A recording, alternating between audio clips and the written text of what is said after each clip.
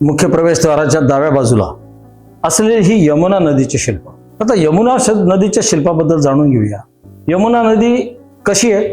गंगा ही माता आहे, गंगा ही वात्सल्यमयी आहे. यमुना ही यौवन आहे, ती रूपगर्भित आहे. Though she is a black, she is very beautiful. ती अतिशय रूपवान असल्यामुळे ती स्वतःच्या रूपात मग्न असते असं इथे दाखवलेलं आहे. ती विलासिनी पण आहे. यमुना इतकी सुंदर आहे याचं वर्णन करताना केकिमुस म्हणतात की यमुनेचं दर्शन शरद ऋतूत घ्यावं. शरद ऋतूच्या संध्याकाळी तुम्ही जर यमुनेचं दर्शन घेतलं तर एका स्वर्गीम अशा आनंदाला तुम्ही प्राप्त व्हाल. ते असं की यमुनेचं ते अफाट असं पात्र, काळशार वाहणारं तिचं पाणी, त्याच्यात उमरत असलेली गुलाबी गुलाबी कमळं. कल्पना करा किती सुंदर.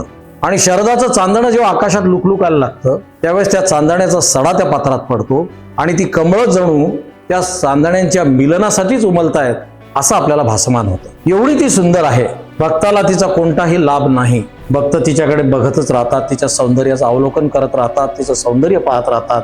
तिचं पात्र संपूर्ण कमलयुक्त आहे आणि ती सगळ्या विलासिनी असल्यामुळे सगळ्या रॉयल सिटीजला स्पर्श करत वाहते. जिथे सम्राट राहिले अशा शहरांना स्पर्श करत ती वाहते. दिल्ली, आग्रा आणि हिच्या किनाऱ्यावर सगळ्या रोमॅन्टिक स्टोरीज झालेल्या आहेत. कारण ही रजोगुण आहे, ती कमलधारिणी, ती शंखधारिणी आहे गंगा, तर यमुना ही कमलधारिणी आहे. शंखाचा रंग पांढरा, श्वेत रंग जो सत्वगुणाचा रंग आहे, कमळाचा रंग पिंक गुलाबी जो रजोगुणाचा रंग आहे, रोमॅन्सचा रंग आहे. ती कमलधारिणी आहे. तिच्या किनाऱ्यावर सगळ्या रजोगुणाच्या उपासना म्हणजे रोमॅन्टिक स्टोरीज झालेल्या आहेत.